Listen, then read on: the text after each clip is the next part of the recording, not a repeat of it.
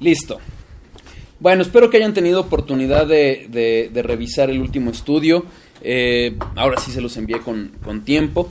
He andado un poco apurado de chamba, pero bueno, por la gracia de Dios aquí estamos y espero que bueno, esté siendo de edificación. Ya vamos en el capítulo 30, en la parte 30 de la integridad de Dios.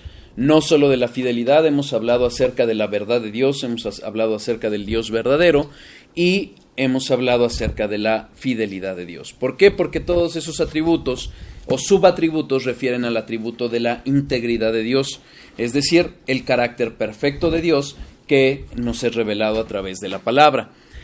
Hemos visto que el único y verdadero Dios que escribió la Biblia que es palabra de verdad, ha prometido y cumplirá, ha cumplido y cumplirá. Hemos hablado acerca de esta fidelidad a lo largo de ya varios capítulos o varios episodios del estudio. Lo analizamos a la luz de la vida de Abraham, vimos cómo esa fidelidad se muestra en un cumplimiento de sus promesas que no necesariamente es un cumplimiento en los tiempos que nosotros quisiéramos, en los tiempos que nos encantaría, sino en los tiempos de Dios. Y no siempre vemos el cumplimiento, digamos, literal de las promesas terrenales, pero sí mejorado incluso. Dios puede retrasar sus promesas, pero nunca las dejará de cumplir. Dios puede mejorar sus promesas, dar más de lo que esperamos, pero, insisto, nunca dejar de cumplir. Dentro de la fidelidad de Dios está el disciplinarnos, porque finalmente es porque Él es fiel que cumplirá la promesa de irnos formando a la imagen de su Hijo Jesucristo. Y vimos cómo el fundamento del pacto de gracia que Dios nos da, que consiste en la salvación de un pueblo que somos inmerecedores de su gracia, tiene como base el pacto de redención. Esto es el pacto establecido entre la Trinidad, en virtud del cual el Padre promete al Hijo un pueblo para sí mismo, que vendría a cumplir la ley perfectamente, a dar su vida por ese pueblo, y finalmente es justamente como Cristo se aferra, conociendo a esa fidelidad de Dios, a esas promesas de Dios, que no solo cumple lo prometido, recibe lo prometido, pero también nos promete vida eterna, porque gracias a Él es que se vería cumplida esas promesas. Y básicamente en el último estudio hablamos justamente de cómo Él, dentro de este pacto que hace a la Trinidad, nos da una promesa de que nos va a preservar y nos va a llevar a un moldearnos cada vez más a la imagen de su Hijo. Y veíamos la reflexión en palabras de Pablo, como Pablo no descansa en la capacidad de las iglesias o en la capacidad de los hermanos creyentes. Lejos de ello, Pablo descansa en la fidelidad de Dios, en el carácter de Dios, que es el que nos va a llevar a cumplir o a ser moldeados. Vimos una reflexión acerca de cómo este pacto de redención que llevó al Padre a amar a ese pueblo a pesar de ser pecadores, a pesar de ser incluso sus enemigos, es el mismo reflejo que debe de haber en el pacto matrimonial. Es gracias a que hay un pacto entre un hombre y una mujer, no existen las barbaridades que hoy vemos en el mundo occidental. El pacto de matrimonial entre un hombre y una mujer es la base del amor. No existe tal cosa como se acabó el amor y por eso nos divorciamos. Esa no es una justificación. Sin duda, si una de las partes rompe el pacto, ya no existe la obligación de parte de la otra de seguir amando a su cónyuge. Vimos también entonces que gracias a esa fidelidad es que Dios va a permanecer comprometido y leal a su palabra. ¿Por qué? Porque Él es Dios y Él no puede fallar a sí mismo, no puede dejar de ser Dios, no puede dejar de ser fiel. Y gracias a esa fidelidad es que nosotros podemos tener certeza de la vida eterna. Insisto, Evidentemente la vida eterna no es para todas las personas, es para los hijos de Dios. Y si no hay una evidencia, como lo veremos primero Dios en el estudio de hoy, si no hay una fidelidad de nuestra parte es porque no ha habido siquiera una salvación. Gruden dice que la esencia de la verdadera fe es tomarle la palabra a Dios y confiar en que Dios hará lo prometido. Dios es fiable y podemos descansar en Dios. Así vemos como David mismo también descansó en la fidelidad, en las misericordias prometidas a David, él descansó. Mark Jones afirma, la fidelidad de Dios es el cimiento mismo de la fe de la religión cristiana. Y empezamos a ver, y ya con esto retomamos el estudio y empezamos a estudiar, bueno, ya verlo detenidamente. Solo lo anuncié en el estudio pasado. Acompáñenme a Deuteronomio 7, por favor. Si hay dudas, si hay comentarios, adelante, pueden intervenir o mandar un mensaje también. Acompáñenme a Deuteronomio 7, por favor. Si ustedes recuerdan, empezamos hablando justamente de este aspecto de la fidelidad de Dios. Deuteronomio 7, versículo 9.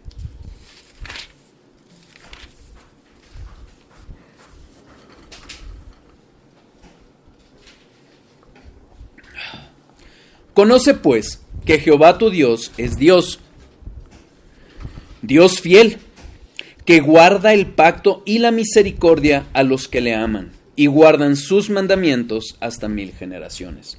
En su momento analizamos el detalle de por qué habla de 1000 generaciones y cómo Dios guarda justamente el pacto que había hecho con su pueblo. El pacto mosaico es el que se refiere aquí, pero sin duda el pacto mosaico nos deja ver un poco del pacto de gracia y del nuevo pacto, básicamente, que se establece, que viene a establecer nuestro Señor Jesucristo. Pero esa fidelidad es sin duda a través de pactos, esa fidelidad de Dios lo lleva a respetar los pactos que ha hecho. Y vemos esa parte acerca de cómo Dios es fiel al pacto que ha hecho y guarda misericordia a los que le aman y a los que guardan sus mandamientos. Hasta ahí muy bien. Pero la fidelidad de Dios tiene otro aspecto. Versículo 10. Y que da el pago en persona al que le aborrece, destruyéndolo, y no se demora con el que le odia. En persona le dará el pago. La fidelidad de Dios no solo es una fidelidad a sus promesas de bendecirnos, no solo es una fidelidad a el llevar a toda la creación a la vida eterna, ¿no? Ahí es como una espada de doble filo.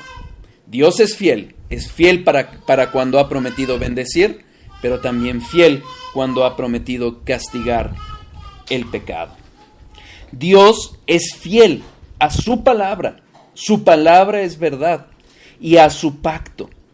Y vimos entonces que esta fidelidad que se ve reflejada en los versículos 9 y 10 es una fidelidad al nombre de Dios, es decir, a su carácter, a ese carácter de Dios que no es solo amor, como algunas iglesias lo quieren pintar, sino también es Dios justo, Dios de verdad, Dios santo.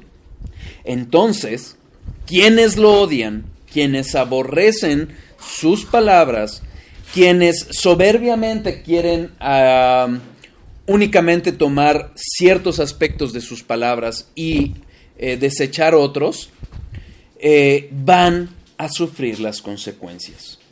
Esto es lo mismo que nos venía diciendo en el segundo mandamiento. Acompáñenme a Éxodo, capítulo 20, versículos 5 y 6. Éxodo, capítulo 20, versículos 5 y 6. No te inclinarás a ellas. Vamos a leer desde el 4. No te harás imagen ni ninguna semejanza de lo que está arriba en el cielo, ni abajo en la tierra, ni en las aguas debajo de la tierra. No te inclinarás a ellas, ni las honrarás, porque yo soy Jehová tu Dios, fuerte, celoso, que visito la maldad de los padres sobre los hijos, hasta la tercera y cuarta generación de los que me aborrecen, y hago misericordia a millares, a los que me aman y guardan mis mandamientos. Aquí lo que está haciendo Moisés, simple y sencillamente, está reiterando lo que ya había anunciado. Desde la creación hemos visto que hay dos tipos de personas, los hijos de Dios y los hijos de la serpiente. Los hijos de Dios llegarán a los pies de Cristo y si bien no obedecerán o no obedeceremos perfectamente, va a haber una intención de hacerlo y va a haber una progresión en la santidad. Los que aborrecen a Dios se postrarán ante dioses ajenos, negarán la existencia de Dios o desobedecerán. Esa es la realidad. Aquí la diferencia que vemos entre lo que leímos en el segundo mandamiento en Éxodo 20 y lo que vemos en Deuteronomio 10, capítulo 7, versículo 10, fíjense cómo lo dice. Él da el pago en persona al que le aborrece. Al final del versículo, en persona le dará pago. Es Dios mismo el que va a dar el pago, el castigo a los que lo aborrecen. Terrible cosa es caer en las manos de un Dios airado, y esa debe de ser una amenaza real para cada uno de nosotros. Sí, la fidelidad es la base de nuestra religión, es la base de nuestra fe, porque Dios lo que ha prometido lo ha cumplido y lo terminará de cumplir.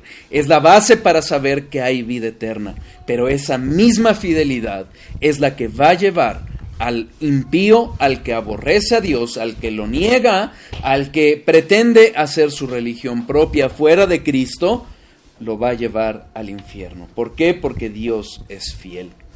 Dice Tozer, Dios ha declarado que proscribirá de su presencia a todos los que aman el pecado y rechazan a su Hijo.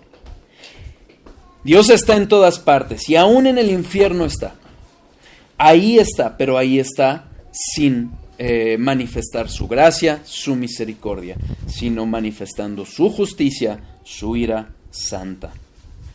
Por ello, en este mismo capítulo que estamos hablando de Deuteronomio 7, vemos la consecuencia. Vamos otra vez al versículo 9. Conoce pues que Jehová tu Dios es Dios, Dios fiel, que guarda el pacto y la misericordia a los que le aman y guardan sus mandamientos hasta 1000 generaciones, y que da el pago en persona al que le aborrece, destruyéndolo, y no se demora con el que le odia, en persona le dará el pago. Ahí está claro el principio, Dios es fiel y va a cumplir las promesas de bendición y las promesas de maldición. Por ende, versículo 11, guarda, por tanto, los mandamientos, estatutos y decretos que yo te mando hoy que cumplas. Sabemos que la ley no nos puede dar salvación. La ley nos muestra nuestro pecado. Pero justamente viendo la fidelidad de Dios, ese pacto que ha hecho, ese pacto que ha venido anunciando y nos muestra que no podemos guardar a la perfección la ley, que tenemos que hacer, ir a los pies de nuestro Señor Jesucristo en arrepentimiento y fiel. Dios es fiel, hemos de ser fieles nosotros a Él. Siendo Dios fiel, tengamos la certeza de que con el pecado no se juega. O nuestro pecado fue clavado en la cruz, o lo pagaremos en el infierno. ¿Queda claro? Ahora, acompáñenme a 2 de Timoteo 2. 2 de Timoteo 2.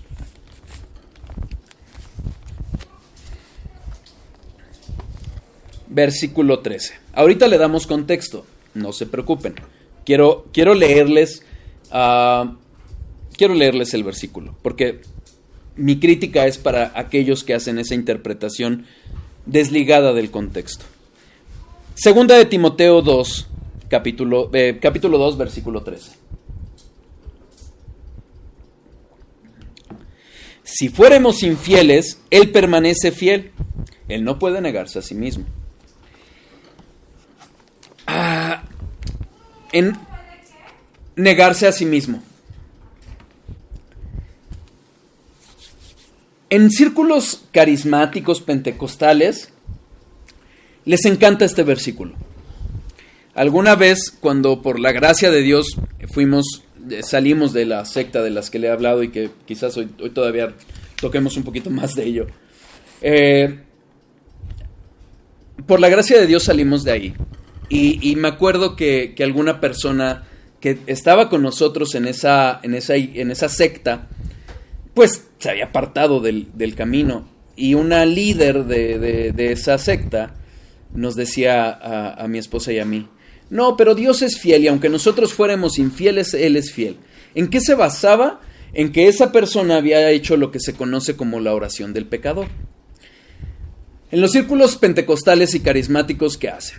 Crean todo un ambiente emotivo, emocional, música bonita, música moderna. Te hablan de las promesas de bendición, de las promesas de vida eterna.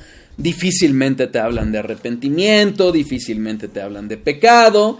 Y te dicen: ¿quieres recibir a Jesús en tu corazón? Porque Él está tocando a tu puerta, a la puerta de tu corazón, y si abres, Él va a cenar contigo y tú cenarás con Él. O sea, sacando también de contexto el versículo de Apocalipsis.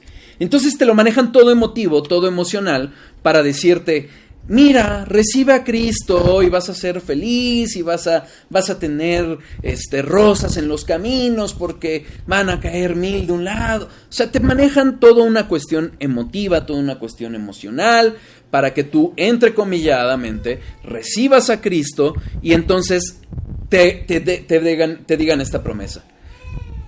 Aunque tú seas infiel, como tú ya hiciste esta oración del pecador, entonces Dios va a ser fiel contigo y te va a salvar. ¿Es eso lo que está diciendo este versículo?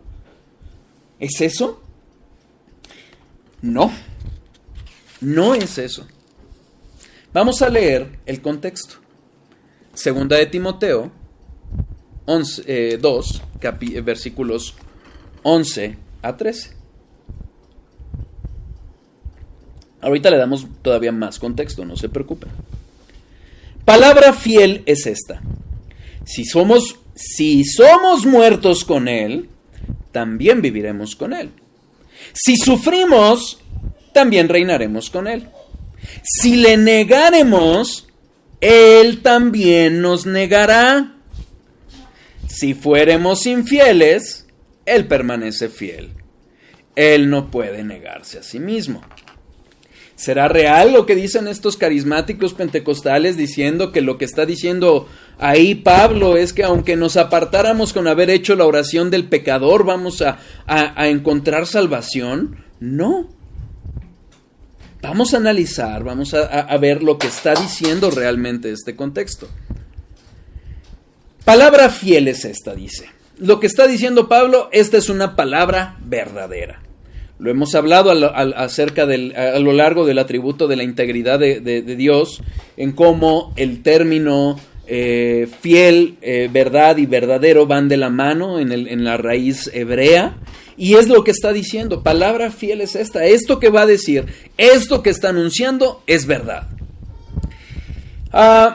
Lo que los comentaristas dicen acerca de estos 3 versículos es que muy probablemente sea un himno muy antiguo en la iglesia primitiva. Y lo que está diciendo Pablo es: esto que cantamos es verdad, pero vamos a analizar lo que es lo que dice. Lo que está diciendo es que, a ver, les hago una aclaración. El versículo 13 hay quienes lo interpretan de 2 formas. Las 2 concuerdan en el fondo, no se preocupen. Bueno, salvo los carismáticos pentecostales. Pero gente de sana doctrina tiene 2 interpretaciones, ahorita se las explico. Lo que claramente está diciendo estos versículos es que hay 2 tipos de personas. Hay unas personas que son salvas y hay unas personas que son incrédulas. Fíjense, versículo 11. Si somos muertos con Él, también viviremos con Él. ¿A qué se refiere? Romanos 6. Dejen un papelito aquí porque vamos a regresar primero Dios aquí. Romanos 6. Versículo 8. Y si morimos con Cristo, creemos que también viviremos con Él. Versículo 11. Así también vosotros consideraos muertos al pecado, pero vivos para Dios, en Cristo Jesús, Señor nuestro. ¿Qué está hablando Pablo? Cuando nosotros, por la gracia de Dios, nacemos de nuevo, es porque hemos muerto y nos identificamos con Cristo en su muerte y en su resurrección. ¿Ok? Entonces, denme un segundo.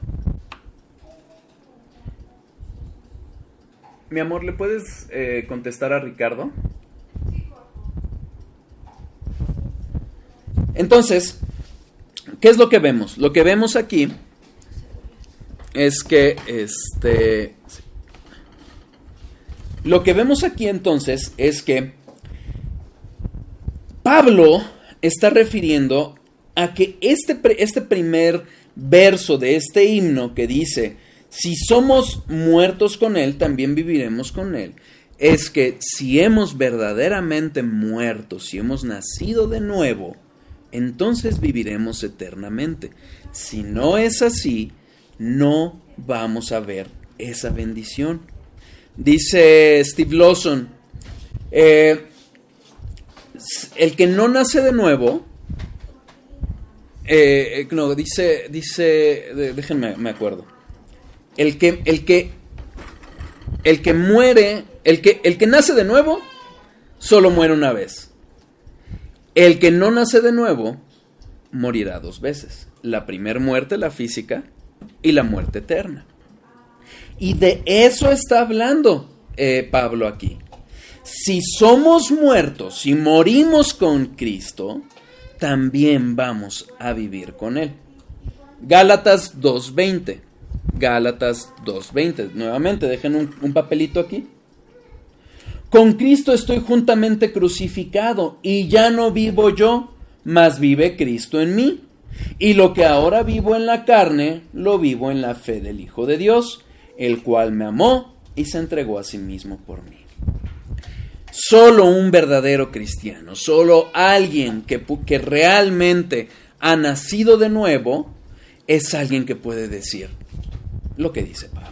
Ya no vivo yo, sino Cristo en mí. ¿Queda claro? Entonces, ese verso de ese himno refiere a esa muerte que experimentamos los verdaderos hijos de Dios al nacer de nuevo, la muerte al yo y la muerte que venimos viviendo en esa purificación de nuestras vidas. Abro un paréntesis. Hay algunos que dicen que también refiere a la idea de martirio. Por el contexto que vamos a ver un poquito más adelante, puede ser que también se refiere al martirio. Pero ojo, aun si hablase de martirio, esta muerte que refiere el versículo 11, debemos de entender algo. Solo un verdadero cristiano, un nacido de nuevo, y por ende, alguien que ya se identificó con la muerte en la cruz con Cristo, puede afirmar lo que Pablo afirma en Filipenses 1:21. Porque para mí, el vivir es Cristo y el morir es ganancia. ¿Ok? No los martirios que maneja la Roma en el sentido de que te ganas el cielo por morir mártir, no. La realidad es que si verdaderamente eres cristiano, no te va a importar morir por el nombre de Cristo, como lo vamos a ver en el siguiente verso de 2 de Timoteo 2, versículo 12. Si sufrimos, también reinaremos con Él. ¿A qué se refiere? Romanos 8:17.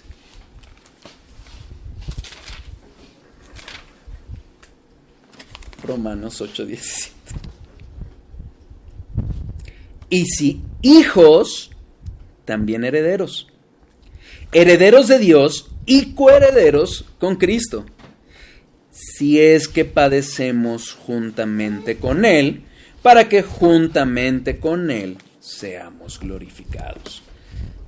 No es el sufrimiento. Yo me acuerdo una tía que alguna vez vino a la casa y traté de explicarle. Mi tía ya falleció, pero ella padeció mucho con mi tío. Él estuvo enfermo y era muy duro para ella tener que cuidarlo.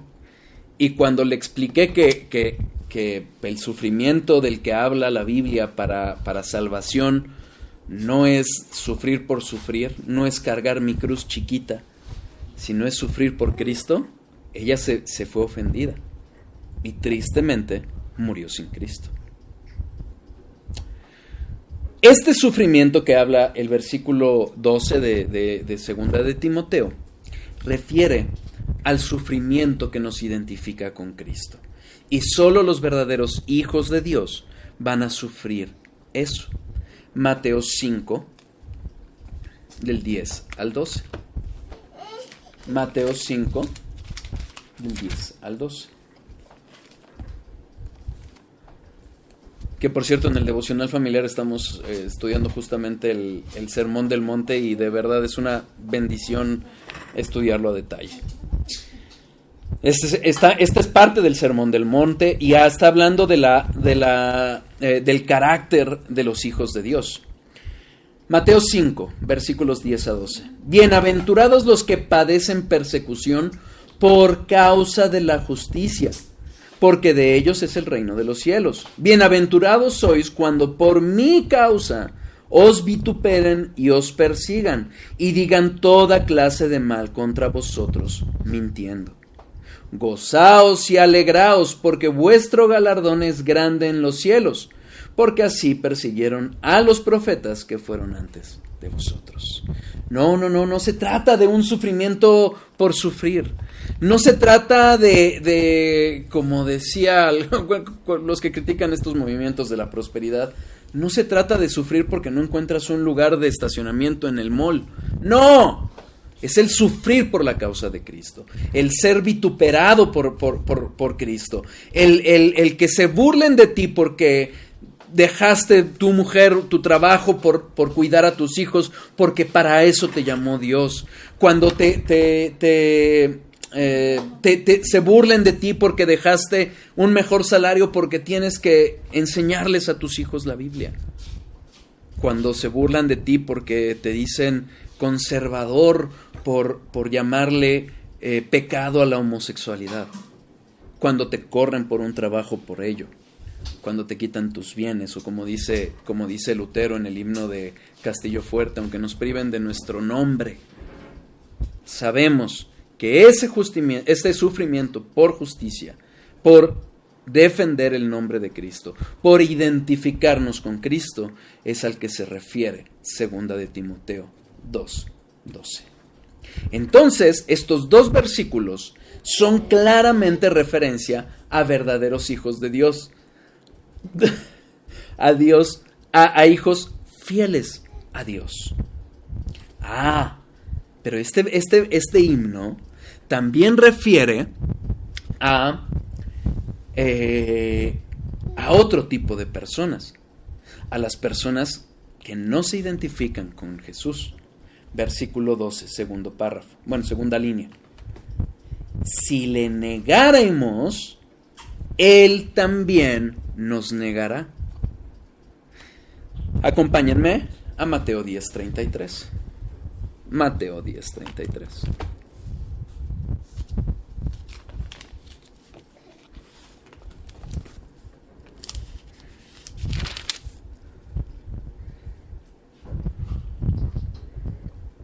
Mateo 10:33.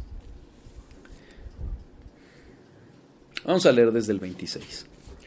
Así que no los temáis, porque nada hay encubierto que no haya de ser manifestado, ni oculto que no haya de saberse. Lo que os digo en tinieblas, decidlo en la luz, y lo que oís al oído, proclamadlo desde las azoteas. Y no temáis a los que matan el cuerpo, mas el alma no pueden matar. Temed más bien a aquel que puede destruir el alma y el cuerpo en el infierno, o sea, Dios. Yo me acuerdo, recordando esa secta, que él decía una barbaridad y que creía que el Satanás es el que gobierna el infierno. No, es Dios. Hay que temerle a Dios. Versículo 29. ¿No se venden 2 pajarillos por 1 cuarto? Con todo, ni uno de ellos cae a tierra sin vuestro Padre, pues aún vuestros cabellos están todos contados. Así que, no temáis, más valéis vosotros que muchos pajarillos. A cualquiera pues que me confiese delante de los hombres, yo también le confesaré delante de mi Padre que está en los cielos. Y a cualquiera que me niegue delante de los hombres, yo también le negaré delante de mi Padre que está en los cielos.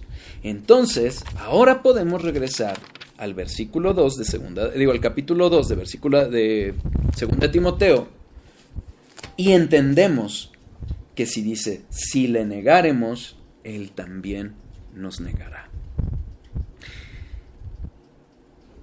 Está hablando de las personas que niegan a Jesús porque se dicen ateos, porque se dicen budistas, hinduistas o cualquier otra cosa. Incluso aquellos que se pueden decir cristianos de profesión, es decir, con sus labios, pero con su vida lo niegan. Esa es la realidad. Los ateos prácticos. A eso se refiere este himno. A aquellos que niegan a Cristo con su vida, con su boca, van a ser negados delante del Padre. Ahora podemos entender mucho mejor el versículo 13. Vamos a leer otra vez desde el 11. Palabra fiel es esta: si somos muertos con Él, también viviremos con Él. Si sufrimos, también reinaremos con Él. Si le negáramos, Él también nos negará. Si fuéramos infieles, Él permanecerá fiel. Él no puede negarse a sí mismo. Dios es fiel. Es fiel y va a bendecir a quien rinda su vida y crea en Jesús. Pero si lo negamos,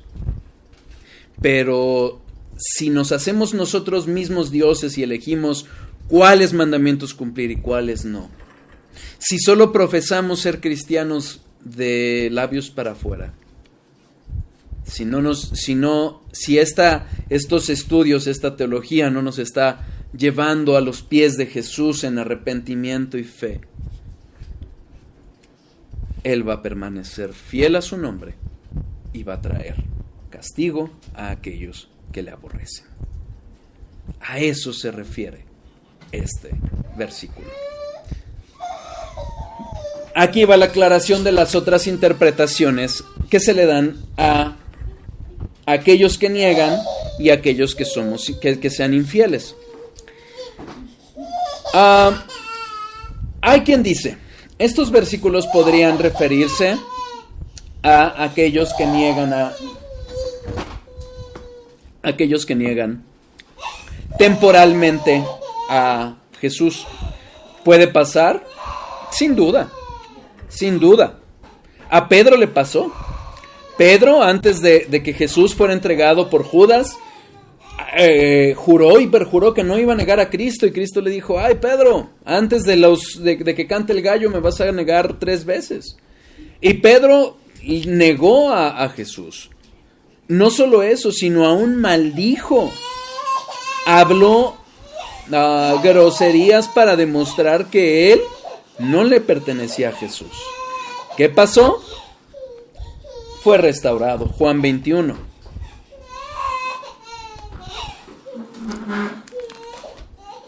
Versículos 17 a 19. Le dijo la tercera vez: Simón, hijo de Jonás, ¿me amas? Pedro se entristeció de que le dijese la tercera vez: ¿me amas? Y le respondió: Señor, tú lo sabes todo, tú sabes que te amo. Jesús le dijo: apacienta mis ovejas. De cierto te digo, cuando eras más joven te ceñías e ibas a donde querías, mas cuando ya seas viejo extenderás tus manos y te ceñirá otro y te llevarán a donde no quieres. Esto dijo, dando a entender con qué muerte había de glorificar a Dios, y dicho esto, añadió: sígueme. Es cierto, puede ser que nuestra debilidad como hijos de Dios lleguemos a pasar algún momento en que podamos ser débiles y lleguemos a negar a Jesús. Pero, uno, yo no jugaría con ello, porque la advertencia es clara. Pero dos, el versículo 12 de 2 de Timoteo 2 es claro. A quien le niega, él también le negará. Y se está refiriendo no a una negación temporal, sino a la negación constante y perpetua. Nosotros no sabemos cuándo la paciencia de Dios se va a agotar con una persona en particular. Pero lo cierto es que podemos llegar a un punto en el que ya no haya retorno. En el libro del Progreso del Peregrino, que también estamos leyendo en el devocional familiar, hay una parte muy dura en donde justamente Cristiano, el personaje central, bueno, el personaje principal de la historia, no el central de todo el contenido, pero se topa con una persona que jugó con el pecado y ya no pudo arrepentirse. ¿Qué terminó pasando? Quedó encarcelado en sus propias prisiones y fue entregado por Dios a su pecado. Entonces yo creo con toda tranquilidad de conciencia que este versículo 12, si le negáramos, Él también nos negará, si habla de la fidelidad de Dios, de la fidelidad a su nombre. Y a quien le niega, a quien le aborrece, Él mismo le dará pago. ¿Qué hay de la infidelidad? A ver, la vida cristiana no es una vida de perfección. No podemos. Es imposible. Si fuera posible tener una vida perfecta de obediencia a Cristo, Cristo no hubiera tenido necesidad de venir. Nos hubiéramos salvado por obras. Pero justamente conociendo que es imposible para nuestra condición salvarnos por nuestra condición caída, porque pecamos aún desde el vientre de nuestras madres, necesitamos a Cristo. Pero ojo, aquí sí podría referirse el versículo 13, si fuéramos infieles, Él permanece fiel, en el sentido de que si fallamos, si resbalamos, ¿qué dice Primera de Juan 9? 1.9, Primera de Juan 1.9. Si confesamos nuestros pecados, Él es fiel y justo para perdonar nuestros pecados y limpiarnos de toda maldad. Entonces, ¿cómo lo debemos de entender? Leamos el contexto entero. Vamos a leer 2 de Timoteo 2, versículo 1. Tú pues, hijo mío, esfuérzate en la gracia que es en Cristo Jesús. Lo que has oído de mí ante muchos testigos, esto encarga a hombres fieles, que sean idóneos para enseñar también a otros. Tú pues, sufre penalidades como buen soldado de Jesús. Ninguno que milita se enreda en los negocios de la vida a fin de agradar a aquel que lo tomó por soldado. Y también el que lucha como atleta no es coronado, sino lucha legítimamente. El labrador, para participar de los frutos, debe trabajar primero. Considera lo que digo y el Señor te dé entendimiento en todo. Acuérdate de Jesucristo, del linaje de David, resucitado de los muertos conforme a mi evangelio, en el cual sufro penalidades hasta prisiones a modo de malhechor, mas la palabra de Dios no está presa. Por tanto, todo lo soporto por amor a los escogidos, para que ellos también obtengan la salvación que es en Cristo Jesús con gloria eterna. Palabra fiel es esta: si somos muertos con Él, también viviremos con Él. Si sufrimos, también reinaremos con Él. Si le negaremos, Él también nos negará. Si fuéramos infieles, Él permanece fiel. Él no puede negarse a sí mismo. Entonces, ¿de qué está hablando Pablo? No está hablando de una persona que emocionalmente hizo una oración del pecador que es totalmente antibíblica y vive para la carne. No, habla del verdadero soldado que lucha, del trabajador que labora constantemente, de aquel que se está esforzando por agradar a su Señor. Sí vamos a fallar, pero Él es fiel y justo para perdonar a aquel que resbala. No es la interpretación fallida de decir, hiciste la oración del pecador, puedes vivir como quieras. No. Dios es fiel y va a castigar al que le aborrece y va a bendecir al que cree en su Hijo Jesús y que hace una vida de constante arrepentimiento y santificación. Dice Tozer, Dios escribió esto y Dios es fiel y no puede mentir. Dice que es fiel y justo. La sangre de Jesucristo obra ante el trono de Dios cuando el pecador vuelve a casa y no hay nada que se interponga entre él y el corazón de Dios. Esa es la fidelidad de Dios. Él es fiel y Él es fiel a su nombre y a su palabra. Si te arrepientes de corazón, Él te perdona. Pero ojo, si se le acaba su paciencia y te entrega tu pecado, va a ser fiel a su nombre santo y justo y terminarías en el infierno. Dios va a cumplir todo lo prometido. Segunda de Corintios, capítulo 1, versículos 20 a 22. Porque todas las promesas de Dios son en Él, en Cristo, sí, y en Él, en Cristo, amén, por medio de nosotros para la gloria de Dios, y el que nos confirma con vosotros en Cristo, y el que nos ungió es Dios, el cual también nos ha sellado y nos ha dado las arras del Espíritu en nuestros corazones.